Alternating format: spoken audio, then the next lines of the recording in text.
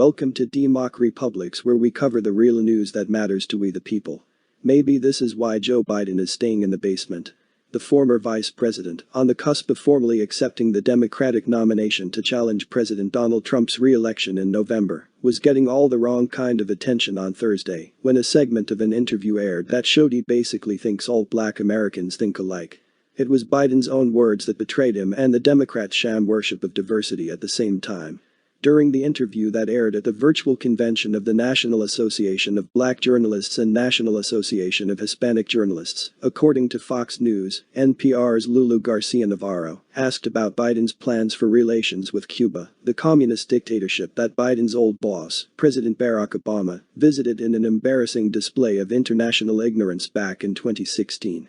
President Donald Trump, of course, has taken a hardline stance against a regime that has oppressed its people for 6 decades. Democrats like Vermont Senator Bernie Sanders, meanwhile, still seem to consider it a socialist paradise. For Biden, it was a chance to show off that foreign policy experience he claims as a strong point. Naturally, he turned it into a chance to embarrass himself again. Will you engage with Cuba? Garcia-Navarro asked. Yes, Biden answered.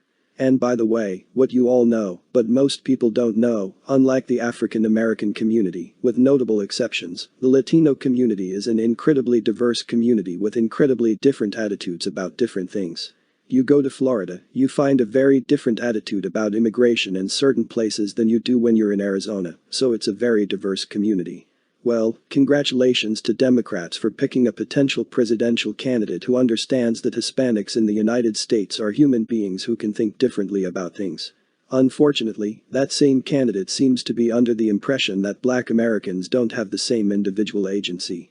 And the kind of attention Democrats have been trying to avoid by running Biden as a stealth candidate in the November election. It was only 2 months ago that the 77-year-old very white Biden had the gall to tell a black radio host that if any black voter had trouble deciding whether to vote for him or Trump, you ain't black. Biden defenders will no doubt claim the former vice president acknowledged African American individuality by tossing in the "with notable exceptions" line, but there's no getting around the fact that what Biden betrayed was a view of black Americans as a monolithic community and one that's firmly under the control of the Democratic Party. It was the kind of thinking that Obama, in his 1995 memoir Dreams from My Father, called plantation politics. It was proof if any were needed that the party that claims to desire diversity above all things recognizes only the cosmetic diversity of skin color. Diversity of thought, the only kind that matters, is an alien concept. It goes without saying that if any Republican from Donald Trump to a dog catcher candidate had said anything remotely as ignorant and distasteful, they would be rightfully roasted by the mainstream media. It likewise goes without saying that the mainstream media will do everything in its considerable power to pretend what Biden said never happened. But it did happen. And Americans got another look at why Democrats want to keep Biden in his Wilmington basement, and if it wasn't pretty. He doesn't belong in the White House and they know it. Let us know what you think. Leave your comments down below. Like, share and subscribe. And check out DEMOCREPUBLIX.com for the latest in news. Until next time. We live in a Orwellian nightmare.